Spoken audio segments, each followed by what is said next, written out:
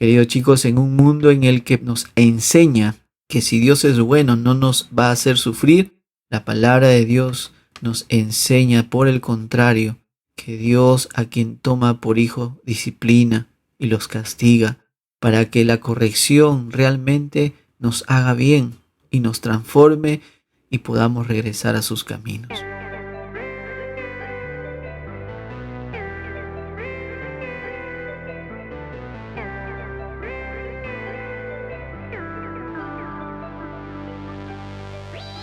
Hola queridos chicos, que Dios les bendiga. Estamos una vez más meditando en la palabra de Dios. Hoy lo hacemos en el capítulo 6 del segundo libro de Reyes. Como cada día es nuestro anhelo y nuestro deseo que te acerques a la palabra de Dios en santidad, con un corazón arrepentido. De repente estás muy abrumado por todo lo que representa en este momento tus actividades, toda la universidad, el colegio, los estudios, las tareas, pero recuerda que a pesar de no ver un tiempo posible, un tiempo disponible, es posible hacer tiempo a lo que realmente nos interesa. Por eso te animamos a que separes un tiempo para estudiar, leer la palabra de Dios y confiar en que Él organizará tu día de acuerdo a su voluntad. Bienvenidos a DAC, Adolescentes hacia Cristo.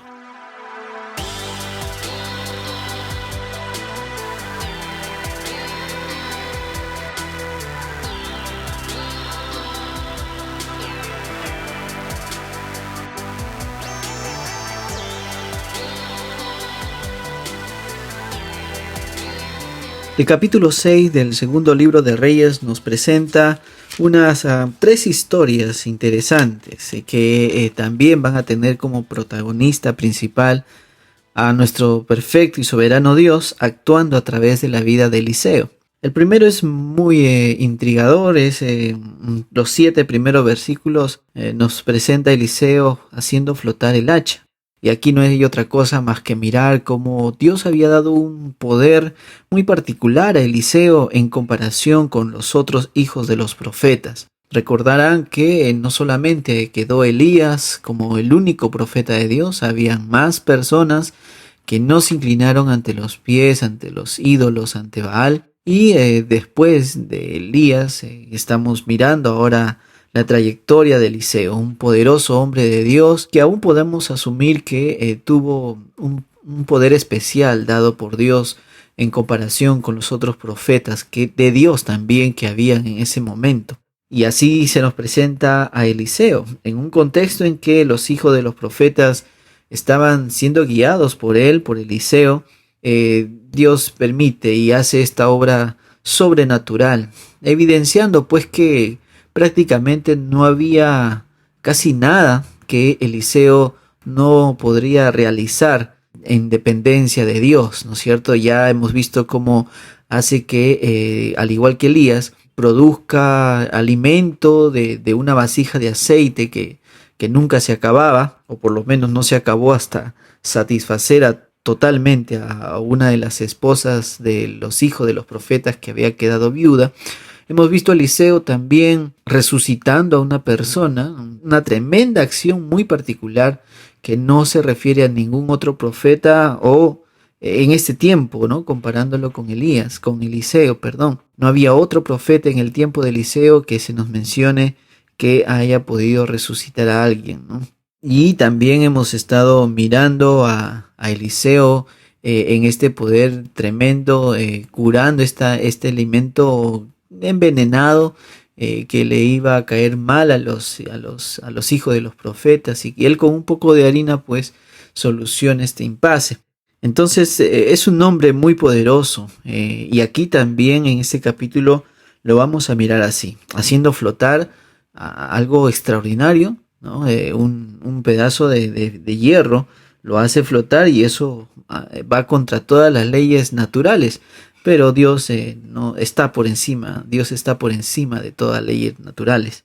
También vemos en una siguiente escena a Eliseo contra los sirios, ¿no? En esta situación vemos cómo Eliseo prácticamente tenía de parte de Dios la revelación de los pensamientos del rey de los sirios. Todo lo que el rey de Siria tramaba en su recámara, Dios de alguna manera le hacía revelar, se lo revelaba a Eliseo y Eliseo advertía al rey de Israel. Esto realmente causó el enojo, la indignación del rey de los sirios, tanto es así que envía a capturarlo. Y en este acontecimiento vemos una vez más el poder protector de Dios para con Eliseo. Y Eliseo prácticamente pues su comunión con Dios era tan particular, tan especial, que Eliseo estaba totalmente tranquilo. Tranquilo, ¿por qué? Porque como lo vamos a mirar en el versículo 17, Eliseo le pide al Señor que le abra los ojos a su siervo para que pueda ver. Entonces dice el versículo 17, Jehová abrió los ojos del criado y miró, y aquí que en el monte estaba lleno de gente de a caballo y de carros de fuego alrededor de Eliseo. Eliseo había visto, sabía que Dios estaba ahí con él en presencia de los enemigos, con un gran ejército que obviamente no podía mirar el criado con sus ojos naturales. Y es así como se enfrenta a estos soldados, este ejército de los sirios que venían a capturarlo. Pero es interesante que no toma acción o no se menciona aquí que hubo un gran enfrentamiento entre ese ejército que Eliseo vio contra el ejército de los sirios, sino que nos muestra aún mucho más solemne el poder de Dios cuando Eliseo ora y pide que los ojos de los sirios pues quedaran totalmente apagados. Y una vez así, también Dios muestra su poder a través de estas facultades que Eliseo prácticamente se nos ve con una facilidad. Eliseo ora y Dios le concede. Eliseo vuelve a orar, Dios le vuelve a conceder lo que Eliseo estaba pidiendo. En realidad es una disposición, una vida muy envidiable quizá, ¿no? El poder saber que solamente oramos y Dios nos da lo que pedimos. Bueno, eso no es tan lejano de la realidad, siempre y cuando nuestros pedidos no sean para gastar en nuestros propios placeres, como menciona el Nuevo Testamento, que podemos pedir lo que nosotros queramos y se nos dará. Y si no recibimos lo que pedimos es porque estamos pidiendo mal, para gastar en nuestros propios placeres, ¿no? Esa es una real situación que debemos considerar. Eliseo le pedía, Dios le daba, porque lo que le pedía Eliseo era conforme a la voluntad de Dios. Y finalmente, en el último episodio de este capítulo 6, vamos a mirar una tremenda situación que hasta a veces uno puede pensar que es increíble, porque se relata la historia de una mujer que se había puesto de acuerdo con otra mujer para comerse a sus hijos, nada más y nada menos que a sus propios hijos. Y esto es triste, porque esto es el cumplimiento de aquel juicio que Dios levantó contra el pueblo de Israel allá en el capítulo 26 del libro de Levítico. Quisiera que tomes unos segundos para que puedas leer en el capítulo 26 del libro de Levíticos. Nos va a mostrar la palabra del Señor, un juicio que Dios mismo levantó sobre el pueblo de Israel.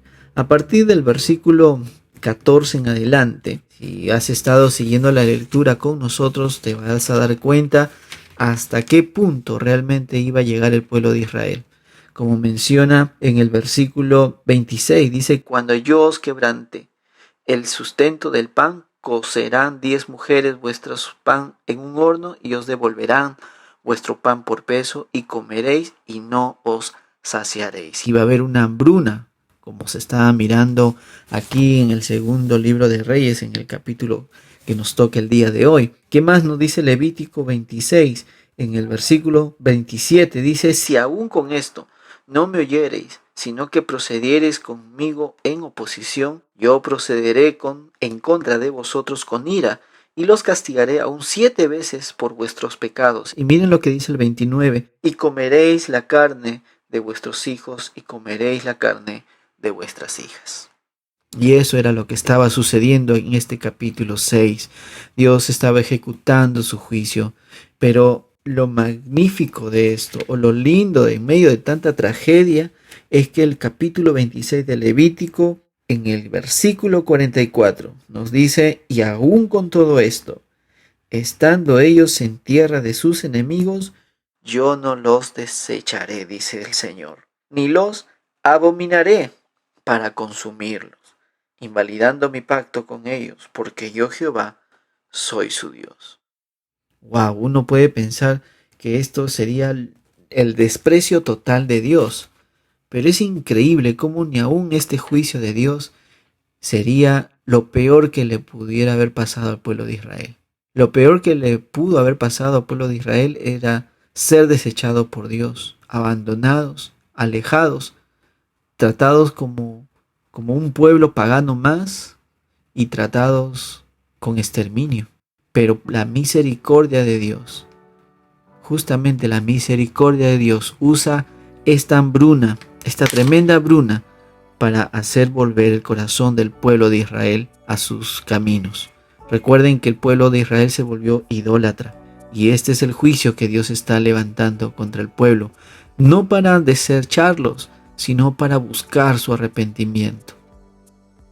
Queridos chicos, en un mundo en el que nos enseña que si Dios es bueno no nos va a hacer sufrir, la palabra de Dios nos enseña por el contrario que Dios a quien toma por hijo disciplina y los castiga para que la corrección realmente nos haga bien y nos transforme y nos permita regresar, nos permita reconocer que estamos alejados de Dios y podamos regresar a sus caminos.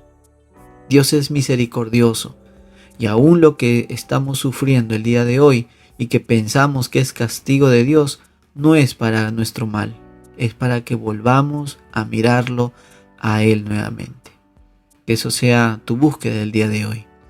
Señor Jesús, te pedimos que nos ayudes a aceptar lo que estemos padeciendo, porque sabemos que viene de tu mano como una expresión de tu misericordia para volver el corazón a ti. Perdónanos si hemos estado lejos de ti y ayúdanos solamente a obedecerte. Por amor a tu Hijo Jesucristo oramos. Amén.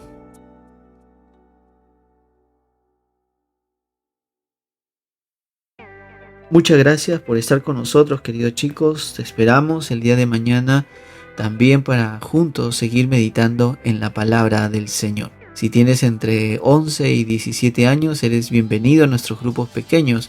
Escríbenos en nuestras diferentes redes sociales. Estaremos muy animosos de poder estar contigo aprendiendo de Dios. Somos parte de la Iglesia Alianza Cristiana y Misionera del Lince en Lima, Perú. Que Dios te bendiga y hasta pronto. Chao.